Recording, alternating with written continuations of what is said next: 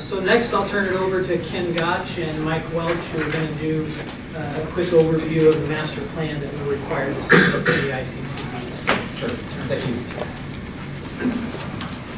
As Mike gets the screen set up, as you know, that every 5 years the ICCD requires the college board to approve a campus master plan. The last plan was approved in 2012. It will be expiring at the end of this year. But due to our presidential change and the need for updating a strategic plan, ICCD certainly would accept the college board approving an interim plan or an extension to our existing plan until at such time we were in a position we could do a more formal campus planning process. What Mike's going to walk you through this evening is just the overview of the extension, right? Sure. All right, so I will briefly go over kind of the history of our projects, our process on how we created the next master plan and our findings and some of the proposed costs, what we'll see as well. Part of our strategic plan, our mission here as a college is to provide high quality, accessible learning opportunities to advance student success and strengthen the diverse communities that we serve. So we see this master planning process as a critical support to our mission, to our vision, and to our values over the next 5 years here. I'll briefly go through the history. A lot of you have been here through this and have seen it being constructed. So I'll just start off. 1968, we got donated 181 acres of land here on the Grays Lake campus. In 1981, the LRC was the first wing that opened up as part of the expansion. In that same year, we purchased the old Heinz department store in the downtown Waukegan area. 1986, the C wing is opened up here on the Grays Lake campus, and then 10 years later, the D wing opened up as well. The following year, 1997, the Performing Arts building opened up as well. In 2005, the T wing is expanded, and it has opened up. So significant changes over these last 36 years of the college's growth. As we fast forward into 2012, the college approves a comprehensive master plan, which includes new buildings in Waukegan and a new science and engineering building here on Grays Lake, which will open up for January semester. As part of that, 2016, we unveiled some new projects as well. This is all stuff that was part of the original 2012 master plan. We were able to open up the Cafe Willow, the Student Street, the Welcome and One Stop, and the B Wing Court as well. And here's some pictures of those finished products. So as we get into Hansel? Yeah, was students allowed to walk around in that thing? I'm just wondering. Yeah, so it was under construction during the fall. We did blanket it, put grass seed on there, so in the spring, grass will start to come up, that we'll be able to open it up. And our goal is to bring people down to the lake. Awesome. Okay. So as part of the executive summary, after the 2012 master plan was completed, we began to gather information on items that were removed from the master plan, items that were missed from the master plan, and we continue to examine the new needs for new items as part of the master plan as well.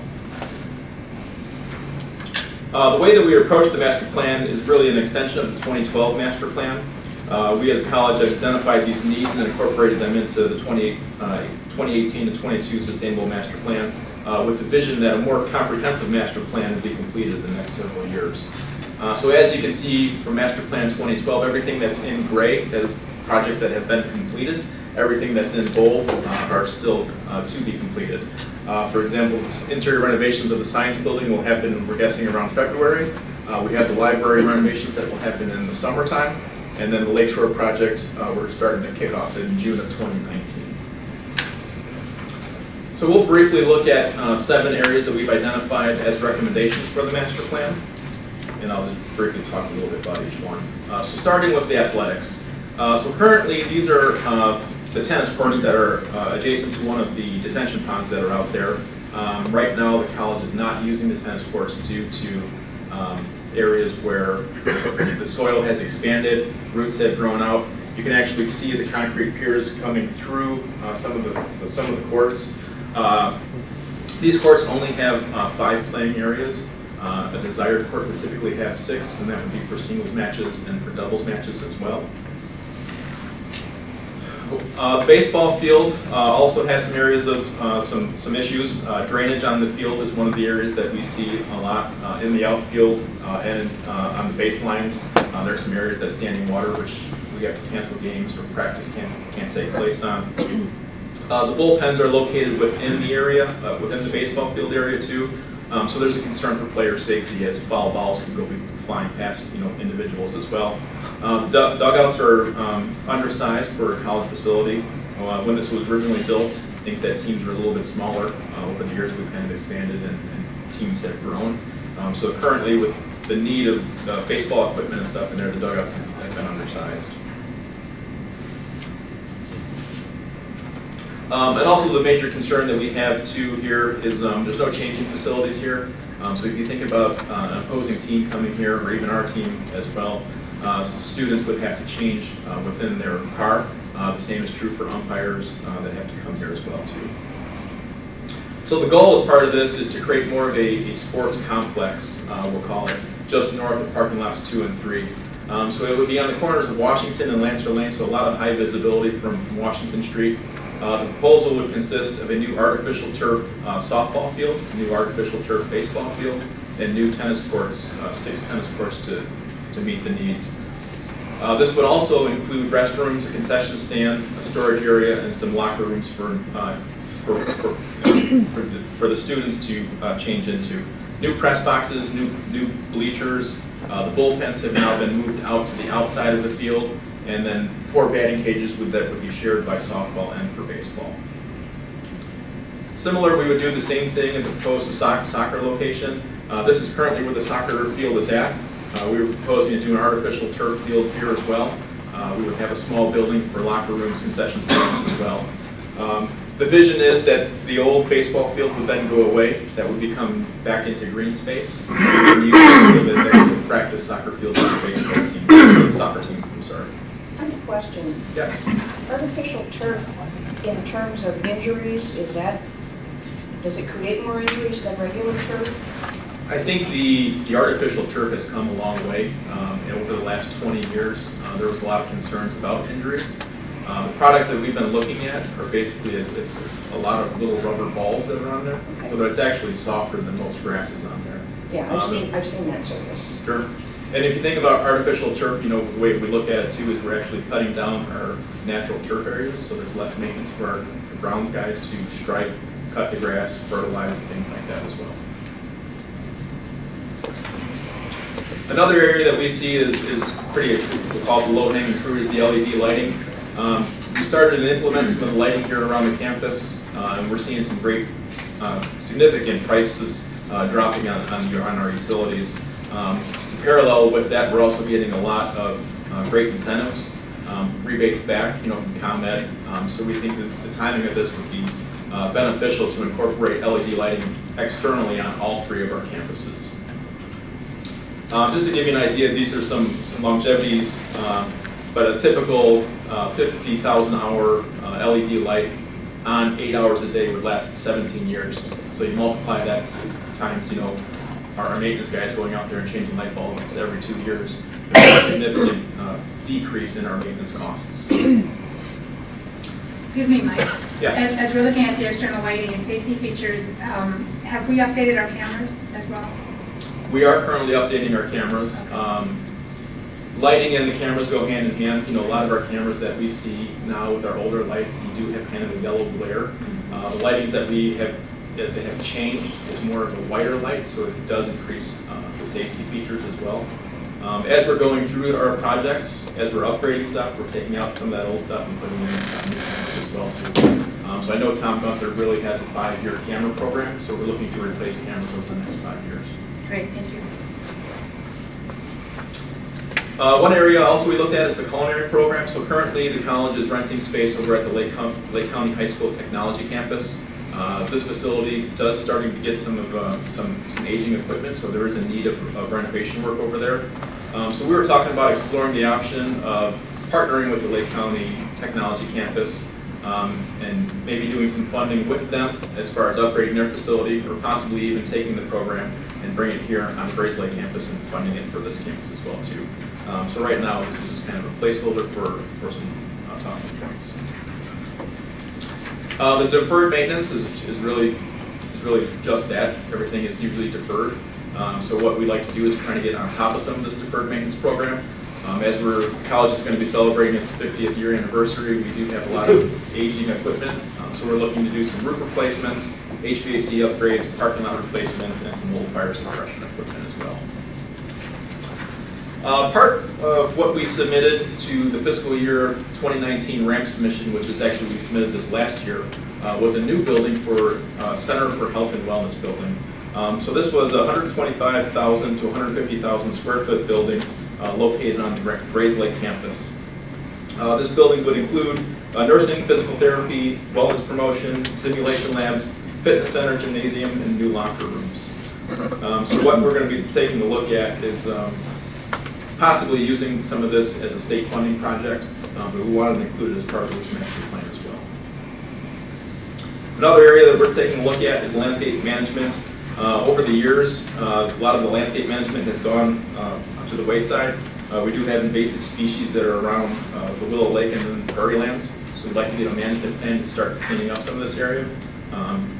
Like I just mentioned to Hansel, our goal as a college, we'd like to get people to come down to the lake. We don't want to restrict it so nobody can get there. Now that we have the cafe, we have beautiful views of the lake, so we want to capture some of those views as well. Also, over the last several years, we had the emerald ash borer come through our campuses as well. Total, we lost about 70 trees due to the damage, so we'd like to get on a tree maintenance program as well too. Now we get into the costs. So these are just some of the ballpark costs that we figured out as far as what we would take to kind of get to this next level of the master plan. So there's some costs here for the athletic complex, the LED lighting. One of the needs that we received through the 2012 master plan was furniture. The complaints that we received was, we had some of these brand new spaces, but we're putting in some old furniture. So there's a big request to kind of update some of this furniture on here as well.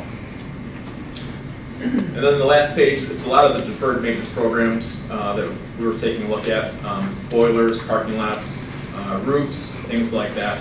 Not only on this campus, but on Lakeshore and South Lake as well. The Center for the Health and Wellness building, when we submitted this ramp document, it was a $79 million project. So what that would mean to CLC was CLC would need to put in $20 million as part of that match. So the total cost for all these projects would be just over $100 million. And again, this is all inclusive. This is with the state's money on here. So the total spend for CLC would be about $41.5 million for everything. So that's the master plan in a nutshell. Questions, comments? Any questions? Yeah, are we currently receiving any deferred maintenance dollars? From the state? I don't believe so. No. Any idea when was the last time we did receive any deferred maintenance dollars? 10 years ago. It's been forever. We also have deferred maintenance in the ramp report too. But we haven't received. Well, we don't anything. receive any money for it, so the state's really dumping the deferred maintenance responsibilities, not only on College of Lake County, but all the community colleges across the state, right? Yeah. I'll discuss this. It is, but I'm assuming with your deferred maintenance overall, though, this is the big global picture, and I really appreciate it. When we have critical items, you take care of that on a regular basis. We do. So part of the stuff that we have on here is stuff that facilities is going to take care of an annual basis anyway. We do plan for some of this stuff. For example, the boilers, some of the small scale stuff we do plan for. So we do have a fund that basically will fund some of these projects. I would say it's not 100% funded yet. And you have, as part of your strategic plan, the dates and times of all the deferred maintenance over a 10-year span, which you'd like in another 6 years. So our goal is, as some of this new stuff is coming online, we're putting a preventive maintenance program in place. I think historically we didn't really have a good preventive maintenance program, so stuff kind of slid through and kind of dropped off. So now we're at a point where we have to fix it. So now we want to get on top of that again, put a deferred maintenance program in place, so we're not trying to scramble at the last minute. Okay. And while you have a lot of interest in all of the pieces you mentioned, from athletic to the landscaping and et cetera, without knowing our actual process, as a board and where we go next in terms of discussions around finance and small, medium, and large, and you know, what our timeline is, I think I'm going to hold on those, and that would be my question to you, Rich. Yeah. What's next in terms of process? How do It's a we? great question. Oh, well, It's a thank nice you. segue. I'll let Ken talk about process Yeah. and. Well, if you think about it tonight, one of the agenda items on the board's agenda is in fact approving, transferring $6.6 million of surplus from the operating fund over to the owner restricted account, allowing us to begin to address some of these needs. And then we also have a board planning retreat in February where we go through our long-range financial projections and we look at the resources and what we can do to map up resources to these project needs. And so that planning will take place in early February. Super, and I think I know you already have, you're doing work around what your high priorities would be for that $6 million, correct? Correct. Great, thank you. And then one of the things, you know, that Mike mentioned early on about process is we really do see our strategic plan also driving some of this. So as the college starts that process next year, that will then help inform the master plan moving forward. Another part of this is we'll be coming back to the board likely in January or February with a policy change so that future boards are always monitoring our bonds as they roll off. And this is, I know Chairman Anderson had talked about this in the past. We want to memorialize that so future boards are always looking at when those bonds are rolling off. And so Ken and I have had a conversation about actually putting that in board policy because right now it's, I don't want to say it's haphazard, but we just kind of look at it. Institutional memory Yeah. versus. Great. Be here for it. Thank you. There's your role. Who's on? I just had a, Yeah, remember yeah, that right. green fund that we made up from the savings of the thermal and the energy? Would that go to some of the Yes. maintenance deferred? Yeah, so at the costs? Is that February what- retreat, you'll see a grid that includes those Okay. resources as options that we can use to match up to some of these projects. Okay. Definitely. Bill, do you have something? No. Mike, if I could shift gears, we had, the flooding last year. What is the college's response to that? I mean, we look at it, we see where the water came from. This was an event that probably won't happen again for another 100 years. But are we looking at it as to prevent it in the future, or? Yeah, it's the question that I get asked all the time, like, is, what happened with the college and why did it flood? Well, I said, it wasn't just the college that flooded. If you look at it globally, all of the Yes. counties was the one that flooded. We had a lot of rain, came down really quick. Now, we did have some lessons learned during that. So what we're doing is in the springtime is we're going to be redoing our loading dock area. And one of the things that we've done to kind of be on top of this is we replaced the pumps in there. So we do have brand new pumps in that area. But not only just the pumps, but we're looking at pipe sizes as well too. Okay. We think of this, they call this as a 100-year flood, but Right.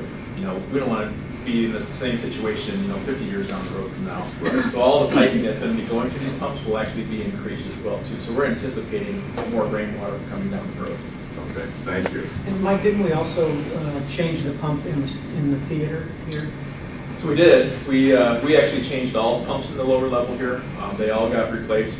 We actually added an additional pump in the auditorium as well too. What we were finding was as we opened up the stage, there was some groundwater that was coming in as well. So we said, let's capture the groundwater and get it out of the building before it even gets in here. So we added another pump in that area as well. Good. Thank you. Thank you. And then I just want to say, to tell the board, Mike Welch is a gem in this institution. So just know that. I have worked with Mike now very closely over the last couple of years, but over the last several months very closely as we've talked with the folks about the science building. We get to spend every Thursday afternoon together on a conference call. And he is a gem in this institution. So thank you, Mike, for your good work. Thank you. I appreciate it. We appreciate it, Mike. Very exciting to see some possibilities for our future, and I really appreciate you bringing this forward tonight, so thank you. Thank you. And then finally, I just want to wish the board and the college faculty and staff and the community happy holidays, and look forward to seeing you all next year. Happy holidays to you, too. That's the end of my report.